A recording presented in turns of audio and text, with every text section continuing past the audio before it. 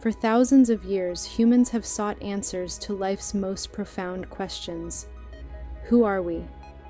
Why are we here? What lies beyond the veil of our everyday reality? Why do we think, feel, and act the way we do?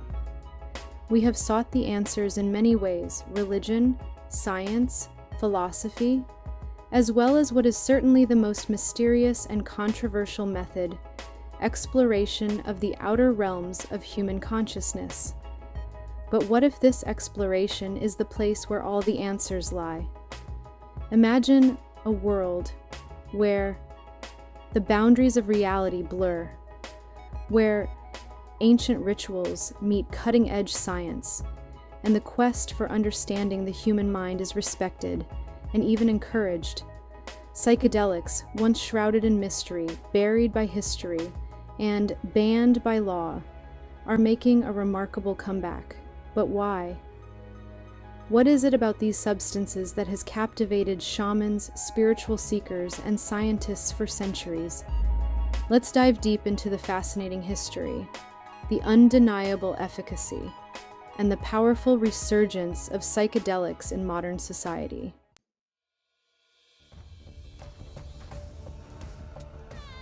The use of psychedelic substances has a storied history.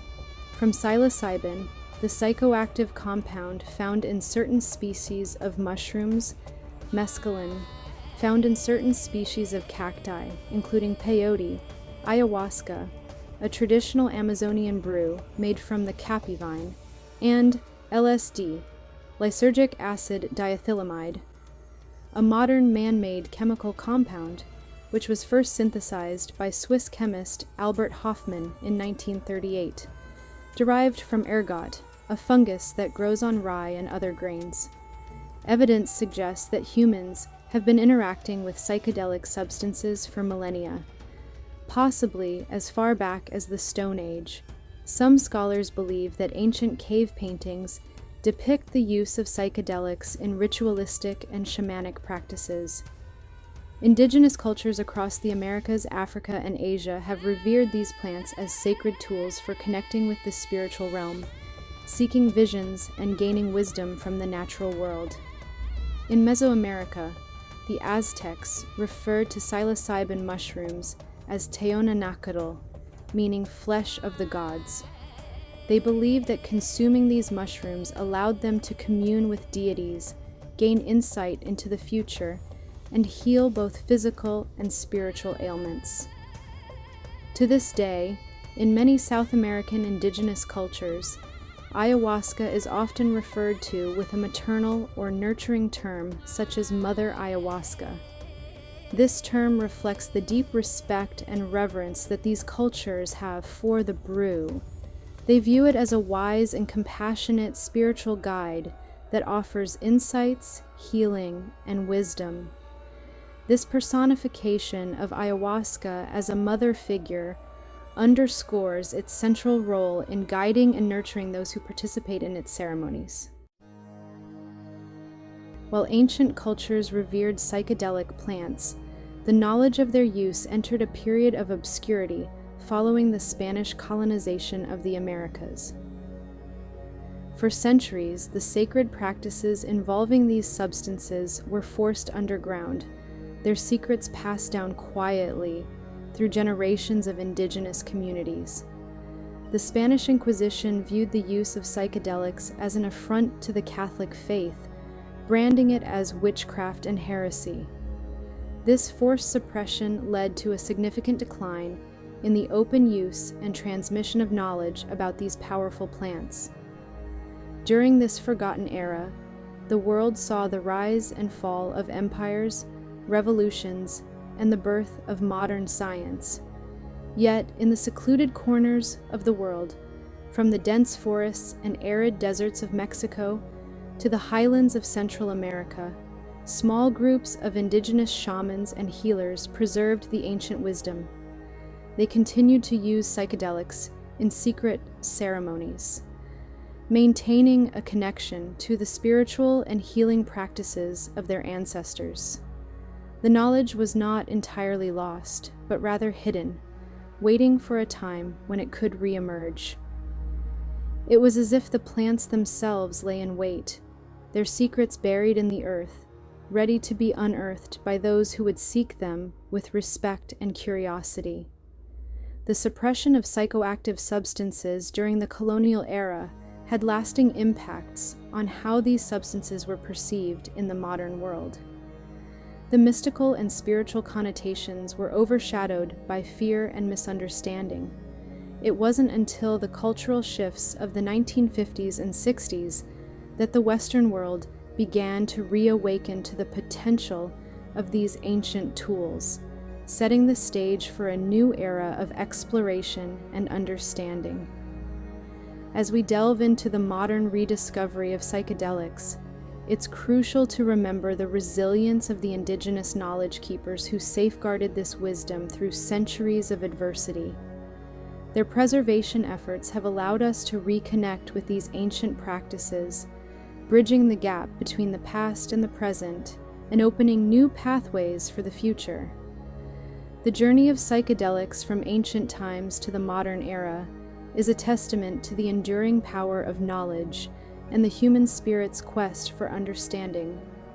As we continue to explore the potential of psychedelics, we honor the ancient traditions and the modern pioneers who have brought this knowledge to light. This long period of dormancy set the stage for the eventual rediscovery of psychedelics in the mid-20th century. The mid-20th century marked the beginning of a renaissance in the study and use of psychedelics. Interest in these mysterious substances was rekindled by a series of groundbreaking events. The term psychedelics was coined by British psychiatrist Humphrey Osmond in 1956. Osmond proposed the term during correspondence with writer Aldous Huxley. It comes from the Greek words psyche, meaning mind or soul, and delos, meaning manifest or reveal, thus translating to mind manifesting. Osmond introduced the term in an effort to describe substances like LSD and mescaline that have profound effects on consciousness. In 1957, Life magazine published an article titled "Seeking the Magic Mushroom," written by R. Gordon Wasson, an American banker and amateur mycologist. This article documented his experiences with the use of psychoactive mushrooms in a ceremonial context among the Mazatec people of Oaxaca, Mexico. Wasson recounted how he and his wife, Valentina, were introduced to the ancient practice by a Mazatec shaman, Maria Sabina. During the ceremony, Wasson ingested psilocybe mushrooms and described a profound mystical experience that deeply affected him. His vivid account detailed the intense visual and emotional effects of the mushrooms, which he likened to a spiritual revelation. The article is significant because it brought psychedelic mushrooms to the attention of the Western world, sparking widespread interest in ethnobotany, anthropology, and the exploration of consciousness. It also played a crucial role in the emergence of the psychedelic movement of the 1960s. Wasson's work marked the beginning of serious scientific and cultural interest in the study of psychoactive substances and their effects on human consciousness. Shortly thereafter, Swiss chemist Albert Hofmann, who had previously synthesized LSD, isolated and identified psilocybin and psilocin as the active compounds in these mushrooms. This discovery laid the foundation for scientific research into the effects and potential applications of psilocybin. Researchers began to explore its impact on human consciousness, leading to a wave of studies in the 1960s that examined its potential to treat various mental health conditions, including depression, anxiety, and addiction. As the counterculture movement of the 1960s gained momentum, psilocybin, LSD, and other psychedelic substances became emblematic of the quest for expanded consciousness and spiritual awakening. Figures like Timothy Leary and Richard Alpert, later known as Ram Dass, advocated for the use of psychedelics as tools for personal and societal transformation. Their controversial work at Harvard University further fueled interest in the potential of these substances. However, this period of enthusiasm was short-lived. By the late 1960s, growing concerns about the recreational use and potential abuse of psychedelics led to a political and social backlash. In 1970, the United States passed the Controlled Substances Act, which classified psilocybin and LSD as a Schedule I drug, effectively halting most scientific research and pushing the exploration of its benefits back into the shadows. Despite these setbacks, the seeds of knowledge had been planted. The pioneering work of researchers and the cultural shifts of the 1960s laid the groundwork for the resurgence of interest in psilocybin and other psychedelics that we see today. The renaissance of research into psychedelics, sparked by the curiosity of visionaries and the perseverance of scientists, continues to unfold, promising new insights and breakthroughs in our understanding of the human mind and the therapeutic potential of these ancient fungi. The Harvard Psychedelic Club, composed of Timothy Leary, Richard Alpert, later Ram Dass, Houston Smith, and Andrew Weil, was a group of pioneering scholars at Harvard University in the early 1960s who conducted groundbreaking research on the effects of psychedelics, particularly psilocybin. Their work, known as the Harvard Psilocybin Project, explored how these substances could expand human consciousness and potentially transform psychology. They administered psilocybin to a wide range of participants, including students, clergy, and prisoners, documenting profound spiritual experiences and psychological insights. Although their methods and the project itself sparked significant controversy and ultimately led to their dismissal from Harvard, the work of the Harvard Psychedelic Club laid the foundation for the modern resurgence in psychedelic research, influencing contemporary studies on the therapeutic potential of psychedelics for the treatment of various mental health conditions. Timothy Leary, one of the members of the Harvard Psychedelic Club, was an American psychologist and writer who became one of the most prominent and controversial figures in the 1960s counterculture movement, primarily due to his advocacy for the use of psychedelic drugs. Born on October 22, 1920, Leary earned a PhD in psychology and later joined the faculty at Harvard University, where he conducted his famous research on the therapeutic potential of psychedelic substances, particularly psilocybin and LSD. Leary believed that these substances could expand human consciousness and lead to profound personal and spiritual transformation. His famous mantra, "Turn on, tune in, drop out," encapsulated his belief that psychedelics could help people break free from societal norms and achieve higher states of awareness. However, his work at Harvard, particularly the Harvard Psilocybin Project, attracted significant controversy and criticism, leading to his dismissal from the university in 1963. After leaving Harvard, Leary continued to be a vocal advocate for psychedelics, becoming a counterculture icon. He was seen by many as a figurehead for the 1960s broader cultural revolution, which sought to challenge traditional values and explore new forms of consciousness. Despite his influence, Leary was also a polarizing figure, facing legal troubles and public backlash throughout his life. He passed away on May 31, 1996, leaving behind a complex legacy as both a pioneer of psychedelic exploration and a controversial public figure. Ram Dass, born Richard Alpert on April 6, 1931, was an American spiritual teacher, psychologist, and author who was also a member of the Harvard Psychedelic Club and was later a prominent figure in the New Age spiritual movement. Alpert began as a professor of psychology at Harvard University and a close collaborator with Timothy Leary in the Harvard Psilocybin Project. After leaving Harvard, Albert traveled to India in the late 1960s, where he met his guru, Neem Karoli Baba, who gave him the name Ram Das, meaning servant of God.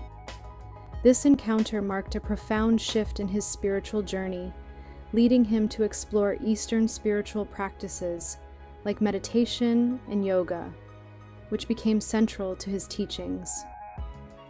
Ram Dass viewed psilocybin and other psychedelics as important tools in his early spiritual exploration. He believed that these substances could provide a glimpse of higher states of consciousness and break down the ego, allowing individuals to experience a deeper connection to the universe. However, as his spiritual journey progressed, Ram Dass began to see psychedelics as a doorway rather than the path itself. He emphasized that while psychedelics could initiate spiritual experiences, lasting spiritual growth required more sustained practices like meditation, mindfulness, and service to others. Ram Dass's most famous work, Be Here, Now, 1971, reflects this synthesis of his early psychedelic experiences and later spiritual practices, offering a guide to living a more mindful and spiritually centered life. During this period when psychedelics were entering the mainstream consciousness, as a tool for expanding the mind and breaking free from societal constraints, artists, musicians, and writers were particularly drawn to its effects, with psilocybin and LSD playing a key role in the development of the psychedelic art and music that defined the era. Several iconic bands from the 1960s were closely associated with the use of psychedelics, both in their personal lives and in their music, which often reflected the mind-expanding experiences and cultural shifts of the era. The Beatles played a significant role in popularizing psychedelics within mainstream culture. Their 1967 album, Sgt. Pepper's Lonely Hearts Club Band, and songs like Lucy in the Sky with Diamonds and Tomorrow Never Knows are infused with psychedelic themes and experimentation with sound. Their use of LSD profoundly influenced their music and contributed to the broader psychedelic movement. The Grateful Dead, known for their improvisational style and long, exploratory jams, became a symbol of the 1960s counterculture. The band was closely linked to the use of LSD, particularly through their association with Ken Kesey and the Merry Pranksters, who were famous for their acid tests, where LSD was freely distributed. The Grateful Dead's concerts became communal experiences that embodied the spirit of the psychedelic era. The Doors, led by Jim Morrison, were another band deeply connected to the psychedelic movement. Their music, often dark and surreal, explored themes of consciousness, perception, and the boundaries of reality, influenced by Morrison's interest in poetry, philosophy, and psychedelics. Songs like The End and Break On Through to the Other Side capture the band's exploration of altered states of consciousness. Jefferson Airplane was one of the pioneering bands of the San Francisco psychedelic rock scene. Their 1967 album Surrealistic Pillow and songs like White Rabbit and Somebody to Love became anthems of the counterculture, with lyrics that reference the psychedelic experience and the social revolution of the time. Although they gained wider popularity in the 1970s, Pink Floyd's early work in the late 1960s, especially with founding member Syd Barrett, was heavily influenced by psychedelics. Their debut album, The Piper, At the Gates of Dawn, 1967, is a quintessential example of British psychedelic rock, with its experimental sounds and surreal lyrics. These bands not only reflected the psychedelic experience in their music, but also helped to shape the cultural landscape of the 1960s, contributing to the era's exploration of consciousness, reality, and artistic expression. Several influential writers have also been closely associated with psychedelics. These authors explored the nature of consciousness, reality, and spirituality, often using psychedelics as a tool for inspiration and insight. Some of the most famous include Aldous Huxley, best known for his dystopian novel, Brave New World, was one of the earliest intellectuals to explore and write about the effects of psychedelics. His 1954 book, The Doors of Perception, describes his experiences with mescaline, a psychedelic derived from the peyote cactus. In this work, Huxley discusses how psychedelics can open the doors of perception, allowing people to see the world in a more profound and meaningful way. Huxley believed that these substances could offer insights into the human mind and spirituality. Terence McKenna was an ethnobotanist, philosopher, and writer who became one of the most well-known advocates of psychedelic exploration. His books, such as Food of the Gods and The Archaic Revival, delve into the history, cultural significance, and potential of psychedelic substances, particularly psilocybin mushrooms and DMT. McKenna believed that psychedelics could lead to a deeper understanding of the universe and humanity's place within it, and he often spoke about the alien and hyperdimensional experiences they could induce. Ken Kesey, author of One Flew Over the Cuckoo's Nest, was a key figure in the 1960s counterculture and a pioneer of the psychedelic movement. Kesey participated in early government-sponsored experiments with LSD and later became a central figure in the Merry Pranksters, a group that famously promoted the use of LSD through their acid tests. These acid tests were a series of events organized by Ken Kesey and his Merry Pranksters during the 1960s counterculture movement. They were essentially experimental parties where participants, often under the influence of LSD, engaged in spontaneous and surreal activities. The events were known for their chaotic, freewheeling atmosphere and often featured live music, with the Grateful Dead being one of the most prominent bands associated with Kesey's work, including his novels and his involvement in the Pranksters, helped bridge the gap between the Beat generation and the broader 1960s counterculture. Hunter S. Thompson, the founder of gonzo journalism, a style of journalism that blends facts with fiction and personal experiences, often characterized by a subjective first-person perspective, was known for his wild lifestyle and his use of various substances, including psychedelics. His most famous work, Fear and Loathing in Las Vegas, is a surreal drug-fueled journey through the American dream, heavily featuring LSD and other hallucinogens. Thompson's writing style, characterized by its chaotic and immersive approach, reflects the disorienting and mind-altering effects of psychedelics. These writers not only explored the personal and philosophical implications of psychedelics, but also contributed to a broader cultural conversation about consciousness, creativity, and the human experience. Their works remain influential in both literary and psychedelic circles. So, what exactly do psychedelics do to the brain? Psychedelics affect the brain by altering neurotransmitter systems, particularly those involving serotonin, which plays a key role in mood, perception, and cognition. They primarily interact with serotonin receptors, particularly the 5-HT2A receptor. This interaction can lead to changes in sensory perception, mood, and thought processes. Psychedelics can also alter the connectivity between different brain regions. For example, they can increase connectivity between regions that don't normally communicate strongly with each other, leading to altered perceptions and a sense of interconnectedness.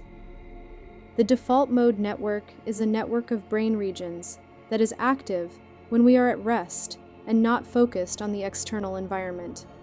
Psychedelics tend to reduce the activity of the default mode network, which is associated with self-referential thinking and the sense of ego. This reduction can lead to experiences of ego dissolution and altered self-perception. Increased synaptogenesis. Some research suggests that psychedelics may promote neuroplasticity, which is the brain's ability to form new neuron connections.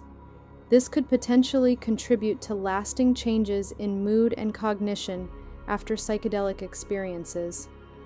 Altered perception and cognition due to changes in brain connectivity and neurotransmitter activity. Psychedelics can lead to altered sensory perception, such as visual and auditory hallucinations, changes in thought patterns, and shifts in emotional states. Overall, the effects of psychedelics on the brain can vary widely depending on the substance, dose, and individual. Research into psychedelics is ongoing, and while there is growing interest in their therapeutic potential, particularly for mental health conditions, much remains to be understood about their short and long-term effects and mechanisms. In recent years, psilocybin has been at the forefront of groundbreaking research in the field of mental health. Clinical trials have shown promising results in using psilocybin to treat a range of psychological conditions, including depression, anxiety, PTSD, and addiction. One of the most compelling findings is its efficacy in treating treatment-resistant depression, cases where traditional therapies have failed to provide relief. Participants in these studies often report profound emotional breakthroughs, a renewed sense of purpose, and a deeper understanding of themselves and their lives. Psilocybin therapy sessions are typically conducted in a controlled environment, with trained professionals guiding the experience to ensure safety and maximize therapeutic outcomes. This renaissance of interest in psilocybin has led to a growing movement advocating for its medical and therapeutic use. But as with any substance that alters consciousness, psilocybin is still a subject of controversy and debate. Jordan Peterson, a conservative clinical psychologist, professor, and speaker, has advocated for psilocybin in the context of its potential therapeutic effects, particularly for treating mental health conditions like depression and PTSD. Peterson acknowledges the emerging research suggesting that psilocybin and psychedelics in general may help people experience profound psychological and spiritual insights, which can lead to lasting positive changes in their lives. He has expressed cautious optimism about the potential benefits of psilocybin when used in controlled, clinical settings, especially for individuals who have not found relief through traditional treatments. However, Peterson also emphasizes the need for careful consideration and research due to the powerful and sometimes unpredictable effects of psychedelics. He warns against casual or recreational use, noting the potential risks, including the possibility of triggering psychosis or other adverse psychological effects. Peterson's stance reflects a broader interest in the therapeutic potential of psychedelics, tempered by a recognition of the importance of responsible use and further scientific investigation. Significant research has been conducted into the therapeutic uses of other psychedelic substances as well. MDMA-assisted psychotherapy has shown promising results in treating PTSD. Studies, including those conducted by the Multidisciplinary Association for Psychedelic Studies, have demonstrated that MDMA can help patients process traumatic memories and reduce PTSD symptoms. There is also research into MDMA's potential to alleviate social anxiety, particularly in individuals with autism spectrum disorder. Research has also explored LSD's potential in treating anxiety and depression, particularly in patients with terminal illness. Studies have suggested that LSD may help reduce anxiety and improve mood in these contexts. Some research has also investigated LSD's potential role in addiction therapy, though findings are still preliminary. Research into DMT often focuses on its potential to induce profound spiritual experiences and insights. Some studies suggest it may help with depression and anxiety by providing users with a new perspective on their mental health. Ayahuasca, a brew containing DMT and other psychoactive compounds, has been studied for its potential to treat depression and substance abuse. Research indicates that ayahuasca can lead to significant improvements in mood and well-being, possibly due to its profound psychological effects and potential for fostering personal insights.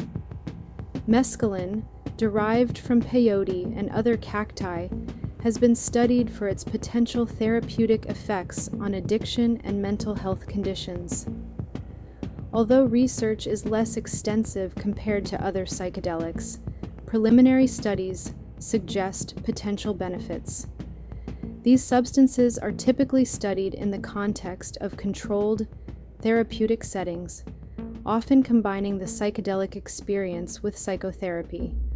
The research is promising, but many studies are still in the early stages, and further investigation is needed to fully understand their efficacy, safety, and mechanisms of action. The legality of psychedelics has a complex and often contentious history. In the 1960s, as psychedelics became increasingly associated with the counterculture, governments around the world, led by the United States, began to crack down on their use. Most psychedelic substances were classified as a Schedule I substance under the Controlled Substances Act of 1970, deemed to have no medical value and a high potential for abuse. The Schedule I classification means that these substances are subject to strict regulatory controls, and their use is generally limited to research settings. This legal status effectively halted research for decades and pushed psychedelics back into the shadows. However, the tide is slowly turning. Efforts to reclassify or deschedule some of these substances are ongoing, particularly as research highlights their potential therapeutic benefits. In recent years, several cities and states in the U.S. have decriminalized the possession and use of psilocybin, and countries like Canada and the Netherlands have allowed for regulated therapeutic use. Proponents argue that psychedelics have immense potential as a tool for healing and self-discovery, with a low risk of addiction and physical harm. They advocate for legalization and regulation, at least of psilocybin, similar to cannabis, to ensure safe and responsible use. Opponents, however, raise concerns about the potential risks, including the possibility of adverse psychological effects, misuse, and the challenge of integrating profound psychedelic experiences into daily life. They caution against widespread legalization without a thorough understanding of the long-term consequences. As we stand at the crossroads of science, spirituality, and society, the story of psychedelics continues to unfold. What were once seen as dangerous and illicit substances are now being re-evaluated as a powerful tool for healing, self-exploration, and understanding the human condition. Psychedelics challenge us to question the very nature of reality, consciousness, and existence itself. They invite us to look beyond the ordinary, to explore the mysteries of our minds, and to consider the profound possibilities that lie within us all. One thing is certain: psychedelics will continue to spark debate, inspire creativity, and offer glimpses into the deepest corners of the human psyche. The story of psychedelics is far from over, and its future holds promise for new discoveries and deeper connections to our past. Let us move forward with respect, curiosity, and a deep appreciation for the wisdom that has been preserved through the ages and the things we have not yet learned.